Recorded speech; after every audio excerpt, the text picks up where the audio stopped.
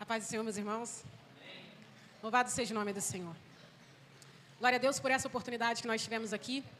Eu já posso glorificar ao Senhor por essa oportunidade, por tudo que nós ouvimos, tudo que nós sentimos aqui. Nesse culto da família, onde o Senhor já ministrou a fidelidade dEle, onde o Senhor já nos deu a oportunidade de declarar a santidade dEle. E nessa hora a qual existe uma responsabilidade sobre a minha vida, de falar o coração dos irmãos, de falar a essa igreja aquilo que o Senhor ministrou a mim, aquilo que o Senhor tem tocado o meu coração e profundamente falou comigo nessa tarde. E quando nós falamos de família, de culto da família, essa mensagem, eu sempre peço ao Senhor que essa mensagem ela seja extensa, que ela não se detenha somente à mulher, que ela não se detenha somente ao homem, mas que ela alcance filhos, que ela alcance aqueles que permeiam esse lar, essa casa. Mas a mensagem que o Senhor ministrou ao meu coração, e eu orava muito ao Senhor pedindo: Senhor, ministra a tua igreja, fala no coração da tua igreja da mesma forma que o Senhor falou comigo. Desperta no coração, no entendimento da tua igreja da mesma forma que o Senhor me despertou. O texto que nós iremos ler se encontra no livro de Êxodo, do capítulo 25, os versos 1, 8 e 9, depois nós leremos o 21 e 22, seremos breve. O texto diz assim: E me farão um santuário e habitarei no meio deles, verso 9, conforme tudo que eu te mostrar, para modelo do tabernáculo e para modelo de todos os seus móveis. Assim mesmo fareis. Verso 21. E porás o propiciatório em cima da arca, e depois que houver posto na arca o testemunho que eu te darei. Verso 22. E ali virei a ti e falarei contigo de cima do propiciatório, do meio dos 2 querubins que estão sobre a arca do testemunho, tudo o que eu ordenar para os filhos de Israel. Esse texto é o momento em que o Senhor começa a instituir, o Senhor, ele chama Moisés, aquele que libertou o povo do Egito, que conduziu o povo para fora do Egito. O Senhor chama Moisés e começa a instruir a Moisés de como ele faria um ambiente, um lugar.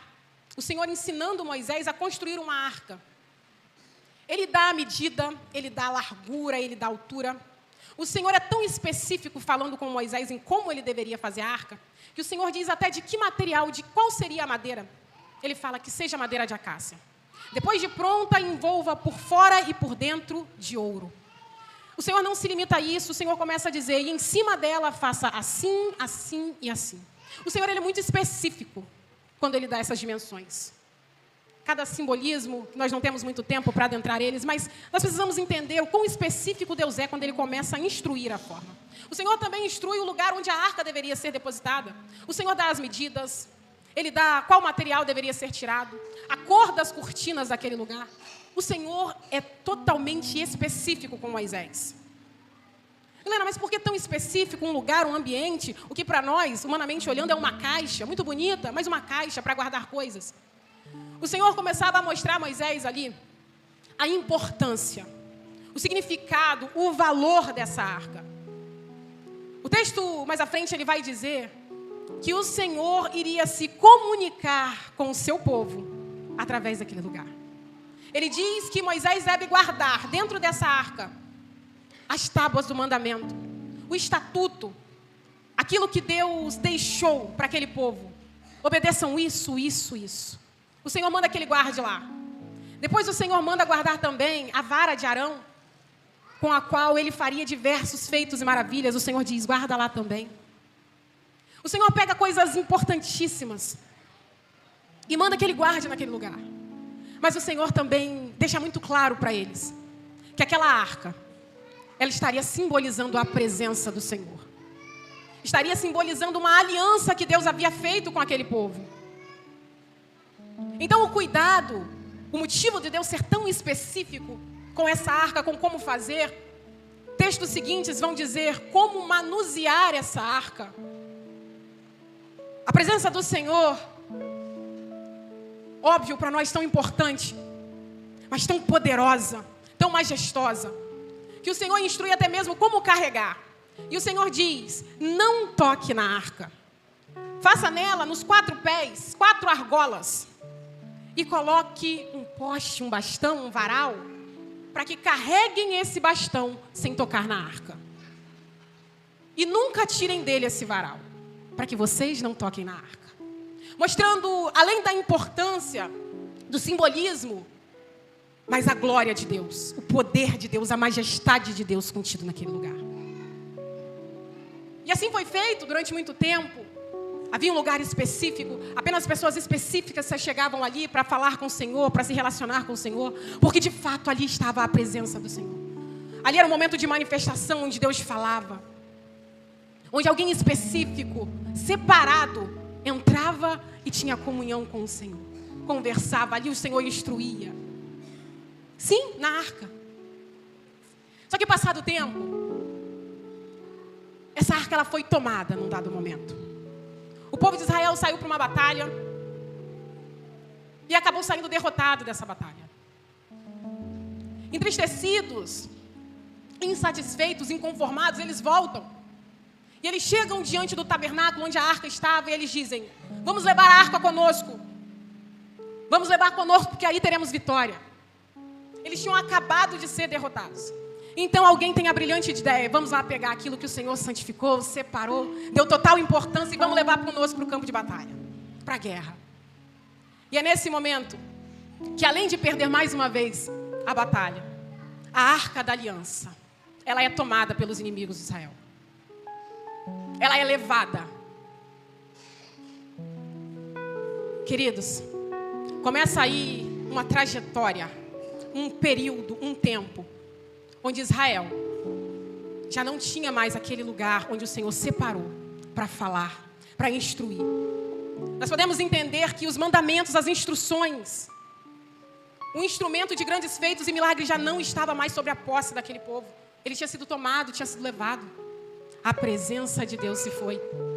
Até mesmo um dos filhos de uma das mulheres que nasceu naquele tempo recebe o nome de Icabô, porque eles dizem: foi-se a nossa glória, foi-se a nossa majestade, foi arrancado de nós a nossa glória, a presença, a aliança de Deus foi levada de nós. Os filisteus então tomam a arca do Senhor e levam para eles. Mas a presença do Senhor, como eu disse, ela só não é gostosa de sentir, ela é poderosa, ela é gloriosa. E todo aquele que está contra a vontade de Deus, que está fora do centro da vontade de Deus, mas que ainda assim insiste em dizer: não, vai ficar comigo. Mesmo sendo inimigo de Israel, eles querem o bem que pertence a Israel. Eles querem a promessa que está com Israel. Eles querem a prosperidade. Mas o Senhor, que é justo, o Senhor começa a enviar pragas àquele povo. Aquele povo ele começa a sofrer, começa a ser bombardeado, a ponto de entender rapidamente: entendemos o que aconteceu aqui. A arca da aliança que não nos pertence, que é do Deus de Israel, ela tem que sair do nosso meio. Então rapidamente eles procuram um meio de tirá-la de lá e enviar a outro. Ela é tirada da terra dos filisteus e começa a ser levada para outros lugares. Até porque ninguém quer algo que os amaldiçoa perto. Ninguém quer algo que não traz bens, prosperidade perto. E aí a arca da aliança era levada da terra dos filisteus para um outro lugar, para Asdod. Chegando em Asdod, eles recebem ali, talvez acreditando que se era motivo de alegria para Israel, seria alegria para eles também.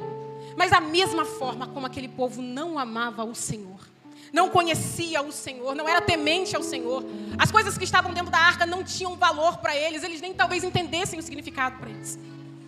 Mas eles destiveram. Mas o mesmo Deus glorioso, majestoso, que tem ali a sua presença, um dos símbolos da sua aliança com Israel, Ele não permite que aquele povo tome e esteja satisfeito com isso. Começam a vir dores, ferimentos, feridas sobre aquele povo, a maldição mais uma vez está sobre eles. E ninguém quer aquilo que não traz bênção, prosperidade. Rapidamente eles correm: não, isso não pode ficar aqui, isso precisa ir para um outro lugar. Isso não pertence a nós, não tem nos dado bem. E mais uma vez, vamos enviar para outro lugar. E eles enviam para Ecrom. Já é o terceiro lugar que a arca está passeando. Chegando em Ecrom, recebida a arca. Quando ela vai adentrando a cidade, eles já começam a dizer: ei, estão trazendo a arca da aliança para cá? Quem é que está a fim de nos amaldiçoar? O mesmo Deus que fez lá vai fazer aqui conosco, igual. Nós não tememos a esse Deus, não conhecemos a esse Deus, não amamos, não respeitamos. O que essa presença, o que essa arca fará conosco? E da mesma forma, A arca da aliança trouxe àquele povo maldição, doenças, enfermidades, mortes, a ponto deles olharem e falarem de novo: aqui não, manda para outro lugar.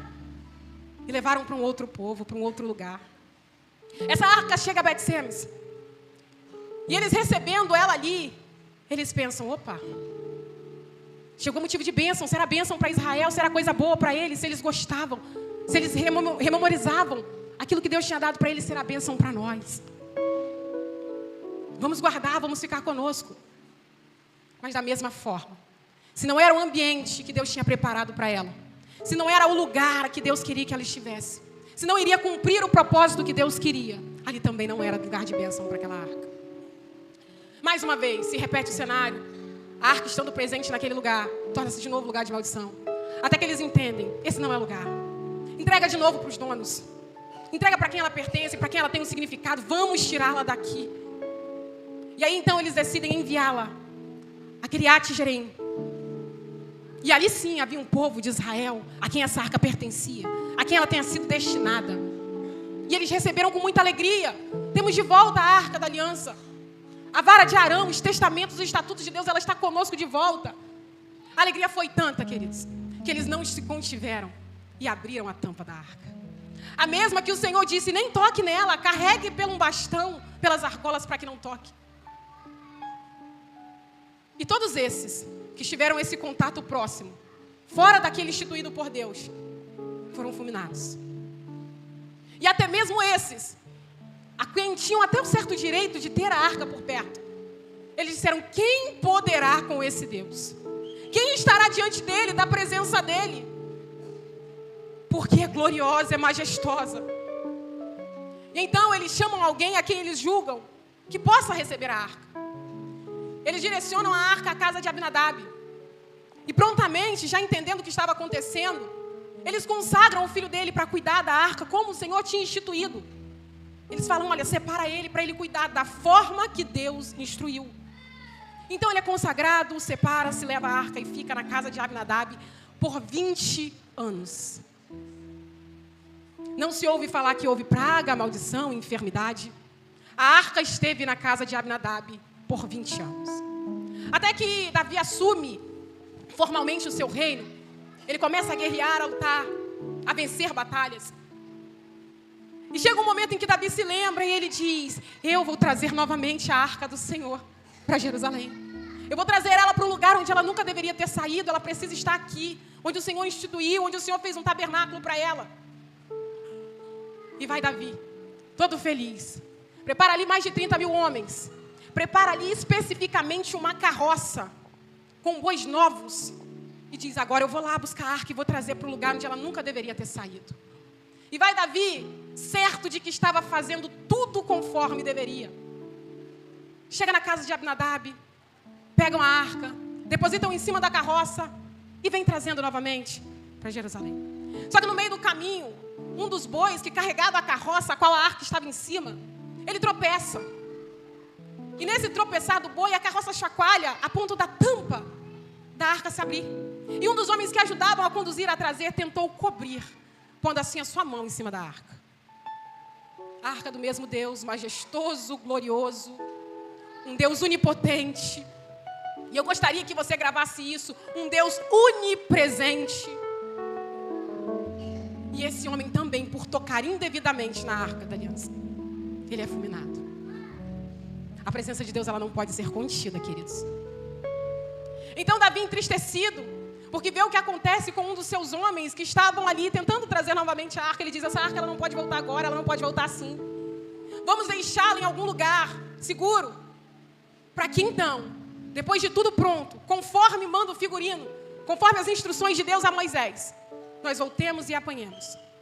E encontraram ali à beira do caminho a casa de Obed-Edom. E disseram: aqui é um lugar propício. Vamos deixar a arca do Senhor aqui. E queridos, a arca fica na casa de Obed-Edom por 3 meses. O texto, ele vai dizer que durante esses 3 meses, enquanto a arca esteve na casa de Obed-Edom, ele foi abundantemente abençoado. Obed-Edom foi próspero naquele lugar. Obed-Edom recebeu de Deus. texto vai dizer também depois que quando Davi ele vai buscar a arca da maneira correta, com os bastões, os varais nos ombros dos homens, e a arca ela é colocada no ombro, não é em cima de boi, não é em carroça. A presença de Deus ela precisa ser conduzida conforme diz o Senhor. A presença de Deus, quando nós a buscamos, ela é conduzida até com sacrifício, com certo peso. Mas quando a presença de Deus ela está na casa certa, no lugar certo, não precisa de 1, 10, 15, 20 anos. Com 3 meses ou menos, a presença de Deus no lugar certo, ela começa a manifestar bênçãos. A presença de Deus estando na casa certa, ela começa a manifestar prosperidade. A presença de Deus estando no lugar certo, começa a gerar libertação. Porque eu digo que a presença de Deus, ela manifesta. Porque o Senhor é onipresente, queridos. Enquanto eu e você estamos aqui cultuando ao Senhor, apresentando a Ele o nosso culto, a nossa adoração, o Senhor, Ele está aqui, Ele se faz presente. Mas Ele está lá na sua casa também, cuidando dos seus. Ele está lá na sua família, naquele parente que você muitas das vezes não vê, não fala faz tempo, Ele está lá também. Quando eu estou na minha casa orando, clamando ao Senhor, Ele está na sua também. Ele é onipresente, Ele está em todos os lugares, em todo o tempo. Só que a manifestação do Senhor, ela vai ser diferente, dependendo de onde ela está. Enquanto a arca do Senhor, que simboliza a presença, estava na casa dos inimigos, o Senhor fez cair estátua de ídolo. O Senhor trouxe enfermidade. O Senhor trouxe ferida, trouxe morte. Porque não era ali o lugar do Senhor. Aquele lugar não recebia bem o Senhor. Aquele povo não conhecia e nem temia o Senhor. Enquanto a presença do Senhor esteve no lugar desorganizado, fora do centro da vontade do Senhor, não houve manifestação de bênção. Algo muito interessante para mim e para você, que me chamou muita atenção nesse texto, foi o período em que a presença do Senhor esteve na casa de Abinadab. Foram 20 anos da presença do Senhor contida naquele lugar, queridos. 20 anos da presença do Senhor ali. E o texto não me narra uma situação sequer de que Abinadab foi abençoado, de que Abinadab prosperou, que outras famílias foram abençoadas porque estava ali a arca, a presença do Senhor. Mas em 3 meses, essa mesma arca, na casa de Obed-edom, a bênção esteve naquele lugar. A bênção alcançou Obed-edom. Mas Milena, o que acontece? O que houve de diferente? O que Obed-edom fez que Abinadab não fez? Obed-edom reconhecia o Deus, aquele que estava presente, a quem a casa dele foi agraciada por guardar. Talvez Abinadab, que recebeu primeiro a arca, não acreditasse mais no poder, porque a arca já tinha sido tomada, capturada pelos inimigos. Depois ela foi passando por vários lugares onde não houve bênção, não houve milagre, não houve bonança. Então talvez essa arca ela tenha chegado na casa de Abinadab e ele não tenha entendido. Ele tenha olhado para o retrospecto anterior e tenha colocado no simbolismo, na caixa, a esperança de tudo. E esquecendo-se daquilo que o Senhor queria mostrar através da arca, da presença dele, dos estatutos. Mas quando ela chega de surpresa, talvez sem esperar na casa de Obed-edom, ela encontra um lugar propício para ela. Imagine aqui, é interessante que quando nós vamos receber visita, né? Nós nos preparamos, nós temos uma faxina melhor na casa, preferimos uma boa comida, nos arrumamos, nos vestimos bem, para receber aquele que vai chegar à nossa casa, para receber bem. Não, preciso fazer uma comida diferente, vou deixar tudo limpinho, ele vai dormir aqui, vamos trocar o forro da cama. Ele vai passar um tempo, vamos preparar algo organizado, pronto. Eu imagino que assim estava Obed-edom. Com tudo pronto, com a maior atenção. Com tudo organizado ali para receber. E ele recebeu o Senhor. E durante esses 3 meses, eu imagino o cuidado dele com a arca. De estar sempre deixando o ambiente ao redor limpo, sem deixar pegar poeira. Acredito que sempre prestando um culto ao Senhor. Aproveitando a oportunidade, porque o Senhor fala, olha, ali virei e falarei contigo no meio dos querubins. Olha a oportunidade que Obed-edom recebeu. E ele recebeu com total confiança. Sabe a ponto de quê, querido? Quando Davi chega ali para buscar a arca da aliança, Obed-edom não se contenta em obrigado, Senhor, o Senhor ficou na minha casa, me abençoou, vai com Deus. Deus vai com Deus. Não. Senhor, permite-me ir contigo. E quando Davi foi levando a arca da aliança, Obed-edom foi juntamente com os músicos, com os levitas cuidar. Ele não ficou satisfeito em apenas ter sido abençoado por um momento, por um tempo, ter sentido a presença de Deus, ter sido próspero. Ele decide dedicar a vida dele a estar servindo a esse Deus, a estar constantemente nessa presença. Sabe, para nós, aqui, hoje, nós não teremos a oportunidade de pegar uma arca e colocar lá na nossa sala. Às vezes, como nós fazemos com a Bíblia, lá no Salmo 91, onde ela fica aberta na sala, e nós acreditamos até que seja, de certa forma, um amuleto. Não, deixa aberta aí no Salmo 91, que já vai estar dando livramento, no Salmo 23, que não vai faltar nada, e vai deixando ela aberta lá. Mas sabe, eu acredito que foi assim que Obed-edom, que Abinadab olhou para ela, como mais um artigo no cantinho da sala. Ah, não, é um amuleto, tá aí, vai guardar, vai livrar, vai proteger. Não deu à presença de Deus a devida importância, o devido valor. E o questionamento que o Senhor colocou no meu coração era de quanto tempo eu já o servia. De quanto tempo eu já estava diante da presença dEle. De como eu olho para a presença do Senhor. Como eu olho para os mandamentos do Senhor. Como eu olho para os estatutos do Senhor. Como eu estou na presença do Senhor. Porque eu disse que era importante nós lembrarmos que o Senhor, Ele é onipresente. Porque a arca da aliança, ela precisava ser levada de um lugar para o outro. Conforme o povo era conduzido, era levado, a arca precisava caminhar junto. Só que hoje, queridos, eu e você temos uma responsabilidade que está até maior. A presença do Senhor, ela não está contida numa caixa. A manifestação do Senhor não está num templo. A manifestação do próprio Deus está em nós, através do Espírito Santo. O questionamento que ardia no meu coração é: Senhor, será que eu tenho acordado todo dia, como Abinadab acordou, foi lá, passou pela arca, tomou seu café, sentou, comeu, conversou, voltou, saiu, fez seus afazeres e a arca está lá? Será que eu voltei outro dia e fiz a mesma coisa? E talvez num domingo, quiçá, eu passei um paninho, cantei 2 louvores e está ótimo.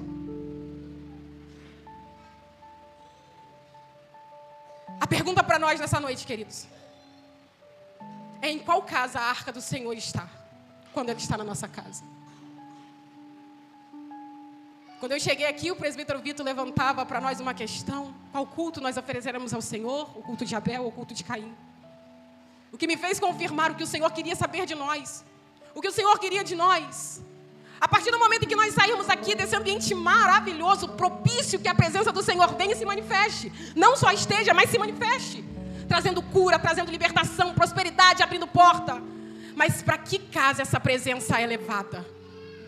Essa presença vai ser esquecida num cantinho, numa Bíblia fechada, numa boca que não louva, que não adora, em joelhos que não se dobram? Ou essa presença vai encontrar a casa de Obed-edom, que por apenas 3 meses tendo a presença de Deus ali, foi mais feliz do que alguém que teve ela por 20 anos. O que gera em mim e você, querido, também o entendimento que não é o tempo que nós temos de cristãos. Não é o quanto nós conhecemos da palavra, mas o quanto nós reverenciamos a palavra. O quanto há de verdade no nosso coração quando nós declaramos aqui que Ele é santo, que Ele é digno. Qual o valor nós damos para isso? E sabe, quando eu cheguei nessa parte em que Obed-edom foi abençoado por 3 meses, Abinadab teve a presença por 20 anos, eu falei: Senhor, o sentimento que teve Abinadab. A arca da aliança esteve na casa dele por 20 anos e não houve uma citação sequer de bênção. Aí ele vai, porque Abinadab está junto quando vai buscar na casa de Obed-edom. Olha a situação. A arca ficou 3 meses, aí vai o cara que estava com ela 20 anos ver a bênção de Deus manifestada na casa de Obed-edom. Meu Deus, por 20 anos eu tive a oportunidade de te adorar, de te sentir, de ter o Senhor perto. Eu era agraciado, a sua presença estava pertinho de mim. Por 20 anos eu tive a oportunidade de estar com o Senhor. Agora eu estou indo buscar lá na casa do outro que por 3 meses ficou satisfeito, ficou abastado das bênçãos do Senhor. A ponto dessas bênçãos materiais não serem suficientes, que ele agora vai dedicar a sua vida ao Senhor, a servir aquele lugar. O chamado de Deus para nós, para as nossas casas, para nossas famílias nessa noite, é um despertar, queridos. É um despertar. É um despertar para o privilégio que nós temos. Sabe, o pastor perguntou aqui, você tem intimidade com Deus? Você consegue falar com o Senhor te ouve, você ouve o Senhor. Você tem esse privilégio de falar e ser ouvido, dele falar e você ouvir, você tem esse privilégio. Há quanto tempo você tem esse privilégio e não se apropria dele? Há quanto tempo a bênção do Senhor está sobre a tua casa e não se manifesta porque você não dá o devido valor a ela, não dá a devida atenção à presença do Senhor que está constantemente comigo e com você? Será que a presença de Deus já está mudando de lugar? Já está indo encontrar uma casa em que vai ser recebida? E aí você vai olhar e vai falar, mas Senhor, o Senhor manifestou lá o que não manifestou aqui. Senhor, como a tua glória desceu lá e não desceu aqui, como será que tem outra casa recebendo a presença do Senhor? Mas há uma boa notícia para nós. Há uma boa notícia para nós. O Senhor nos trouxe aqui para nos despertar. Que a presença dEle hoje para nós, ela é onipresente, querido. Então quando você sair, a arca ela não vai estar só na casa da irmã Marilda, não vai estar só na casa do pastor Paulo, não vai estar só na casa da pastora Nilda, ela está no mesmo lugar na sua casa. Você tem a mesma oportunidade. Você teve ontem, você tem hoje. Esperamos em Deus que a tenhamos amanhã, mas hoje, querido, a arca do Senhor, a presença de Deus está na sua casa. E hoje, desperte como Obed-Edom e comece a valorizar a presença do Senhor. Comece a apresentar a Ele as suas dificuldades, as suas áreas frágeis, aonde há falta, aonde o Senhor precisa tratar, curar, trazer libertação. Comece a valorizar, entenda o valor que está dentro da arca, que não é só meu, não é só de quem está cantando, de quem está pregando, é de todo aquele que entende o que tem na arca e se apropria disso. Sabe, o Senhor tem te dado a oportunidade em mais um dia, de se colocar diante da presença dEle e tratar a presença dEle diferente, olhar para Ele diferente, olhar para a palavra dEle diferente, com amor, com zelo, com cuidado.